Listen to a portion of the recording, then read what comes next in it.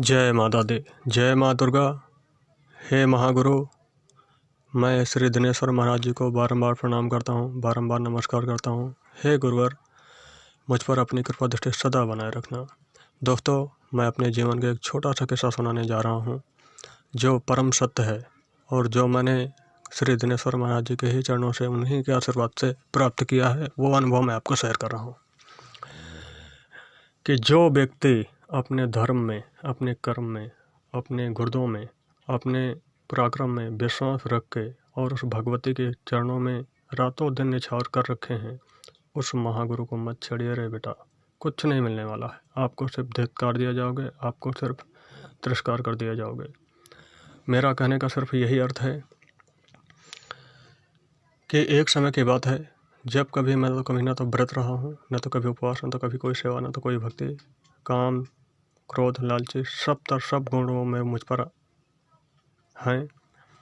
मैं दिनेश्वर महाराज जी को लगभग 3-3.5 सालों से देख रहा हूँ, लगातार फॉलो कर रहा हूँ, लगातार उनको सुन रहा हूँ। एक दिन की बात है कि जब मैंने उनको यूट्यूब में देखा, उस समय मुझे ऐसा लगा कि नहीं, इस बंदे में है दम। मैंने उनसे आशीर्वाद कभी नहीं प्राप्त किया, कभी उनसे बात भी नहीं किया, उनको कभी देखा भी नहीं। सिर्फ यूट्यूब में ही देख के मैं माता दुर्गा के 99 मंत्र की साधना किया, उनकी भी कृपा प्राप्त किया। मैं माता चामुंडा की भी कृपा प्राप्त किया, भगवान काल भैरव की भी कृपा प्राप्त किया। ये 3 शक्तियों की कृपा मुझ पर बन पड़ी। मैंने सिर्फ दिनेश्वर महाराज जी को अपना गुरु मान के और उनको चरणों में ध्यान करके ही इन तीनों की शक्तियाँ प्राप्त किया, उनकी सिद्धियाँ कह लीजिए प्राप्त किया। उनकी कृपा दृष्टि बन पड़ी मुझ पर, मेरे सारे काम बनते हैं उनकी कृपा से। तो मैंने एक दिन सोचा कि जब उस महागुरु के सिर्फ चरणों में ध्यान करने से और उनसे निवेदन मात्र से ही मुझे 3 शक्तियों की प्राप्ति हो गई, तो क्यों ना मैं अपने उन महागुरु को, कम से कम मेरा भी धर्म बनता है कि कुछ उनको प्रणाम करूं, उनसे आशीर्वाद पाऊं। उसके बाद मैंने उनको चढ़ावा भेजा, लगातार मैसेज भेजता रहा, लगातार व्हाट्सअप करता रहा, स्क्रीनशॉट भेजता रहा। वो उनके पास समय होता नहीं है।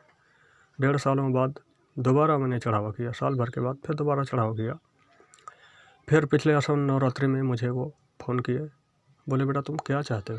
बोला गुरुजी मैं आपका शिष्य बनना चाहता हूँ, आपसे गुरु दीक्षा लेना चाहता हूँ, आप मुझ पर कृपा करें।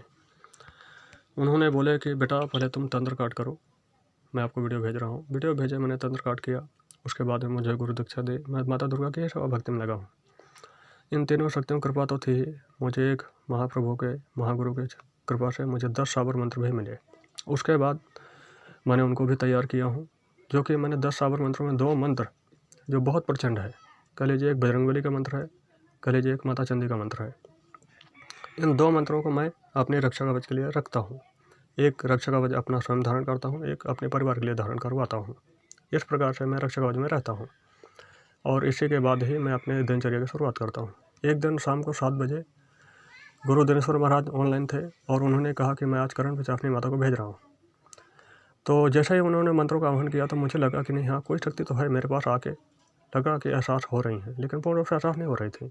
क्षण भर बाद दिनेश्वर महाराज ने कहा कि आपके पितृ, आपके देवी देवता आने आ रहे हैं और मैं क्षण भर के लिए उन्हें साइड करता हूँ, आप लोग पूर्ण रूप से एहसास कर पाएंगे। कुछ ही मंत्रों के आह्वान से उन्होंने मेरा रक्षा कवच काट दिया। मेरे कहने का मतलब ये है कि इतना पावरफुल व्यक्ति हैं कि जो इतना बड़ा साबर मंत्र इतना पावरफुल है कि जिसकी शक्तियाँ मैं जानता हूँ, जो इनको धारण किया होगा वो जानता होगा, लेकिन सबके पास तो नहीं होंगे ये।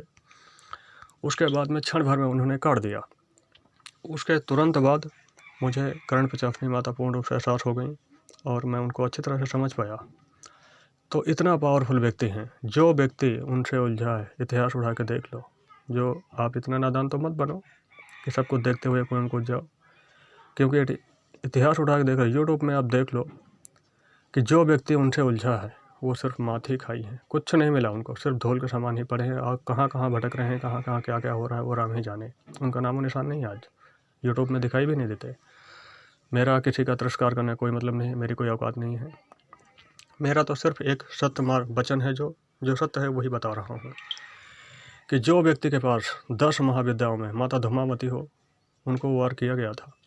वो आज धूमावती वाले भाई को पता नहीं है कहाँ है। मैं चाहता हूँ माता उन्हें सद्बुद्धि दे और सही मार्ग में लौट के आए वो वापस। जो व्यक्ति के पास 10 महाविद्याओं में महिषासुर मर्दिनी माता हो, वो व्यक्ति को भी आज पता नहीं है। जो व्यक्ति के पास माता तारा देवी हो वो भी व्यक्ति आज पता नहीं है। तो आप लोग इतना अनजान मत बनिए और पागलों की जैसे हरकतें मत कीजिए। जो व्यक्ति सनातन धर्म में अपने कर्म धर्म और में अडिग हो उस व्यक्ति को बिल्कुल मत छेड़िए, क्योंकि ऐसा व्यक्ति बारंबार इंसान को इस संसार को नहीं मिलता है। यदि आप उन्हें नमस्कार नहीं कर सकते हैं तो उन्हें तिरस्कार मत करिए, क्योंकि आप एकलौते नहीं हैं कि आप उनको कुछ नहीं कर सकते। आप सीधे सी बात है कि अगर चाँद को कोई उचक के छूना चाहे तो नहीं छू सकता ना, वो चाँद है तो आप तिनके हैं। इसलिए आप जो है ऐसी हरकतों से साइड हो जाएं। मैं तो बस इतना ही कहूँगा, क्योंकि आपको सिर्फ इसमें बर्बादी के अतिरिक्त और कुछ नहीं मिलेगा। जो आज आप सुरक्षित हैं और जिसको आप महानता अपनी कहला रहे हैं वो सत्य ये नहीं है। सत्य ये है कि जो व्यक्ति के पास आप रह के आए हों, जिन माता के शरणों में आपको स्थान मिला था, उस स्थान को तिरस्कार मत कीजिए, क्योंकि किसी दिन ना किसी दिन वो शक्ति आपको छोड़ देगी। और आप ये मत सोचिए कि मैं जो है बहुत बड़ा तेजमार खान हूँ। कभी उस घर में जा कर के आप उस घर का अन्न जल और उनके आशीर्वाद के भी आपको दिए होंगे हज़ारों बार, क्योंकि आप इतना दिन वहाँ रह के आए हैं। इसीलिए जो है ऐसा मार्ग बिल्कुल मत प्रशस्त कीजिए कि आपको सिर्फ तिरस्कार का ही कारण बन जाए। आपके गले में रक्षा कवच है, अच्छी बात है, उस महागुरु का प्रसाद है, उस महामाई का आशीर्वाद है, इसलिए आप सुरक्षित हैं। और जो है उनको नमन कीजिए और ये फालतू चीज़ों से साइड हो जाइए, क्योंकि कुछ नहीं मिलने वाला है।